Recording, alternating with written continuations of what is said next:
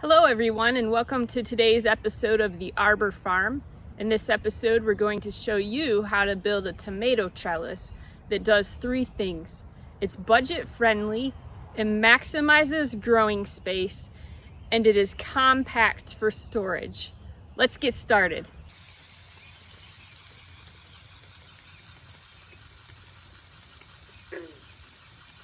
We've received several questions about our tomato trellis and wanted to share with you how we created it.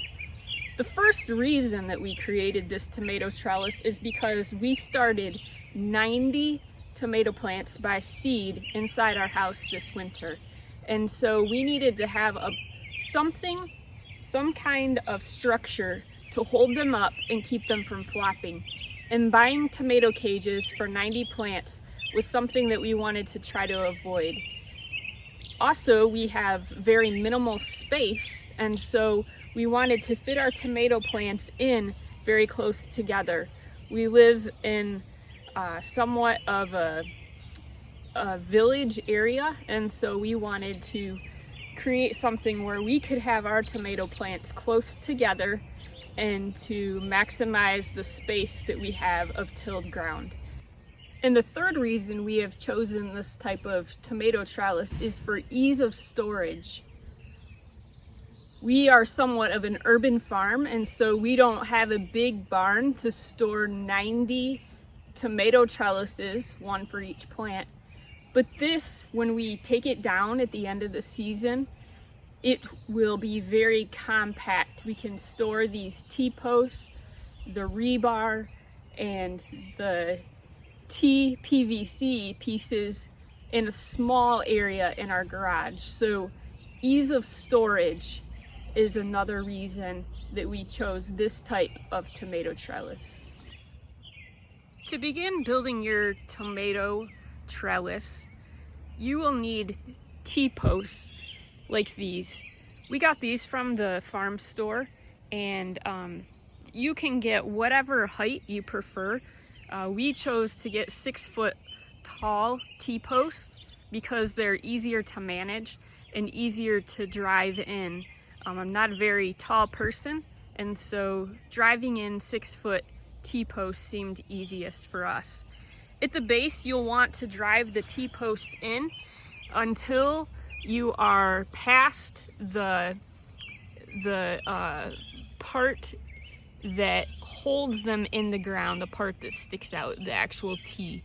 And we've got studded T-posts here that we've used for our project. You can use a regular post driver or a hammer, whatever you have access to get those driven into the ground. And then we've placed them about 5 feet apart so that we would have room for the rebar. We use a 10-foot rebar across the top. And to hold the rebar in place, we've used these PVC tees. So these are just the PVC tees, and they're 1 1/4 inch, and they fit right over the top of the T-post. And then this allows you to add your rebar and put that on top of the T-post. That holds it in place as a sturdy structure. The other thing, once you have set up your T-posts and your rebar along with the PVC tees, you can attach a cotton string or whatever type of twine or whatever you have access to the top, and you will place a string over each tomato plant. Now, we found it is easiest to put the structure together before the plants are in place, but however you're working, you'll want to put 1 string over each tomato plant, and this is what is going to keep the tomato plant from flopping. You know that as tomato plants grow, they get heavy, and as they begin to bear fruit, they get even heavier, and so that's what this trellis is helpful for.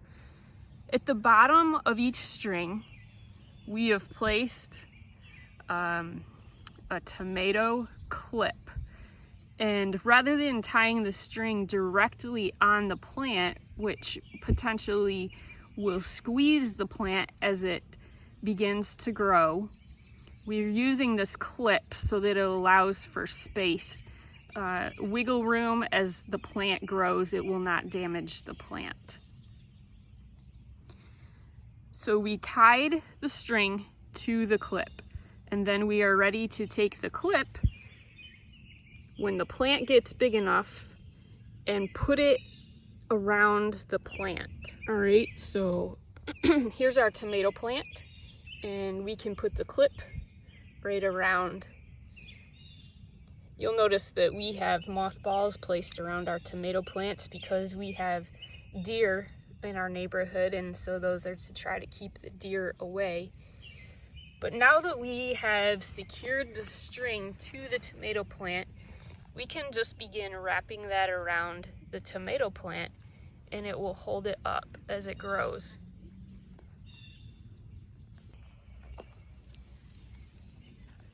Using a clip at the base of your tomato plant can help to keep it up, and simply wrapping the string around the main stem of the tomato plant will help to keep it from flopping.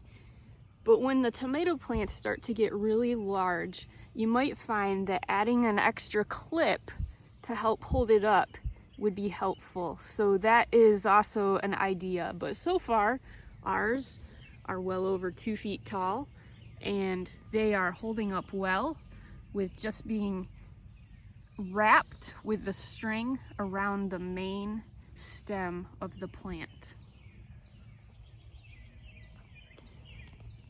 Using a tomato trellis such as this works well with any kind of tomato plant.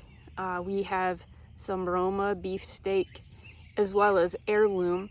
And then you might also think about, is my tomato plant indeterminate or is it determinate?